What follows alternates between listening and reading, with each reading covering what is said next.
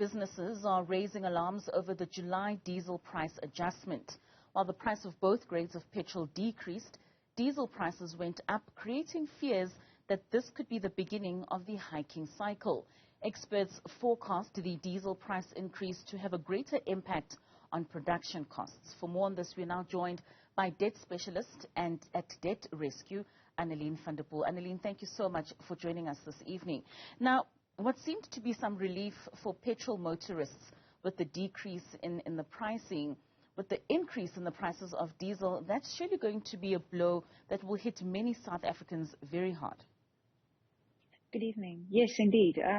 Obviously for us as consumers, the direct impact, of seeing the petrol price go down is definitely going to be very, very welcome, or is very welcome. But the reality is the moment that the diesel prices go up, we know that this affects us indirectly in many ways, and this includes obviously transport of goods.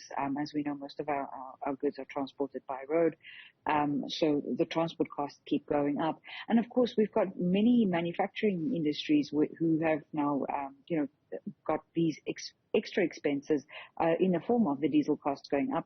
And of course, with load shedding as well, even though it's a lot better at the moment, the reality is a lot of businesses have had to move over to, for example, diesel generators and the likes. So input costs are definitely going up, and indirectly, again, us as consumers are going to end up, feeling the impact they are. Most certainly. What would you say are the main factors that are contributing to the increase of these diesel prices?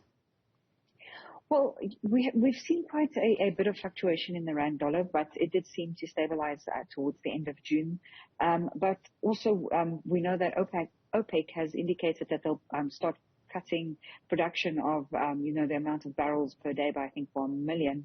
And the reason they've made very clear is that they want the oil price to go up into the region of about $100 a barrel.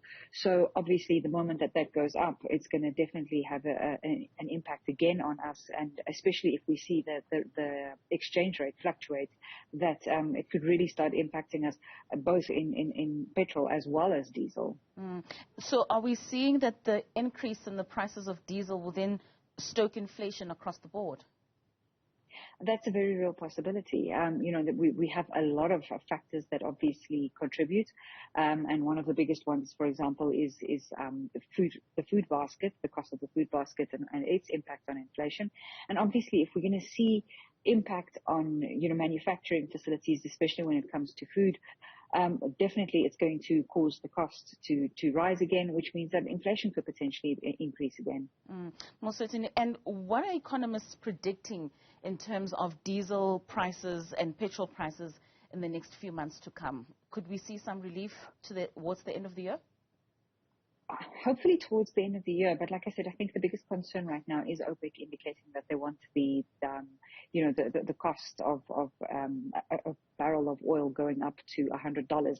That does not bode very well, especially considering our exchange rate, which has, the rand has been quite unstable for the month of June. So if we don't see any stabilization there and the price of oil does go up, then we most likely, it's either going to stay flat or it might even increase. The CEO of Debt Rescue, Mr. Newzroom, raised his voice and rang some alarms with regards to the country being a ticking time bomb.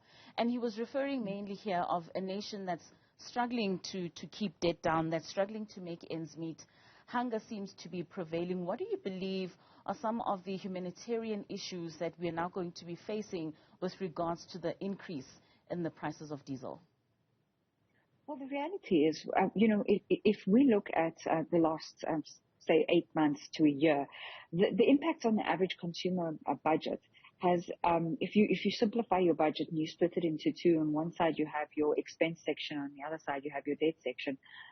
Expenses have gone up because of inflation, because we know that the Reserve Bank has wants inflation between 3% and 6%, and it's been quite some time since they've been there, which means your goods, your electricity, as we know, has gone up, fuel has gone up, food prices have gone up and so forth. So already we're seeing the impact there. And if you have debt on the other side, to curb the inflation, they increasing the interest rates, which means your cost of debt has gone up as well. So for many consumers, this has literally pushed them to the edge where they are turning towards debt in the form of, maybe using store cards or credit cards, or taking out payday loans just to literally put food on the table because they cannot keep up, with debt payments as well as cost of living increases. And even if they didn't have debt before, that they might be turning or are turning towards debt specifically to quite literally keep the lights on, get themselves to work and feed their families. And knowing that about 30.4 million people in South Africa are living below the country's upper bound poverty line, that's quite alarming.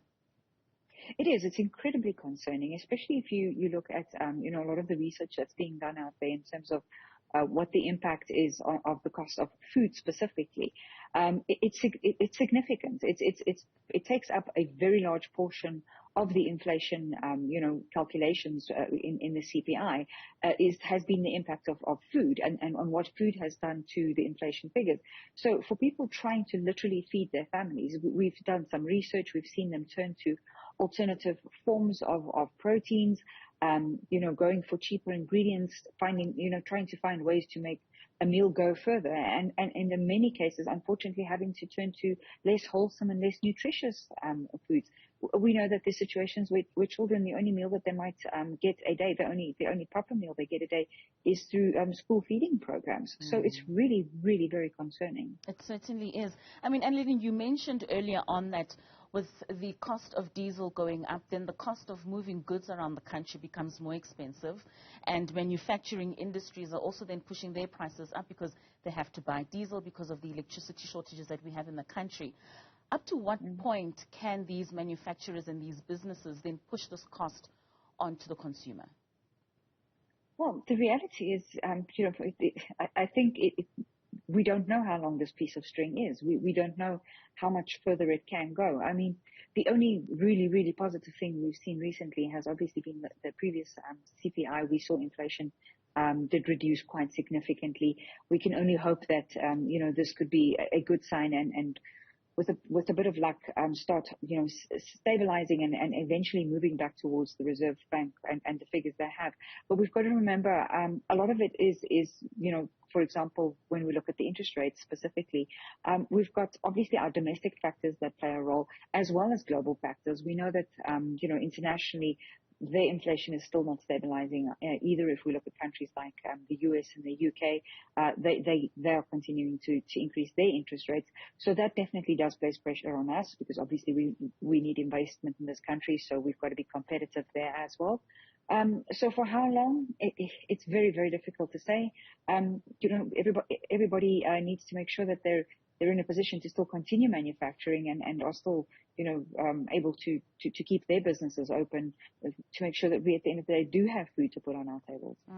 Very difficult times indeed. Lastly, Annaline, how then would you give advice for consumers who are living on debt, who are living on credit, and are also defaulting in order to get themselves out of such a hole? Well, I think first and foremost, it's very, very important. The one thing most of us hate to do, and that's budget. Plan. You need to plan. You absolutely have to go back to the basics. Go look at where your money is going. See where you can possibly still make some maybe lifestyle changes. Look at some of your expenses that you could possibly cut down. But the reality is, we know most consumers have already done that and have made all the changes they possibly can. Is to remember that the National Credit Act brought out debt counseling specifically to assist over-indebted consumers. It's a legal process. It's there to assist consumers to prevent legal action so that they do not end up with judgments, repossession of assets, and the likes.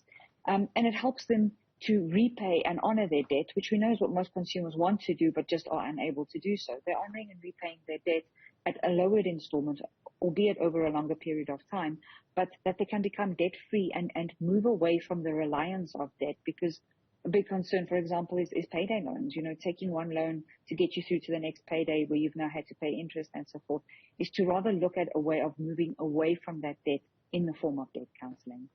Thank you so much for your time.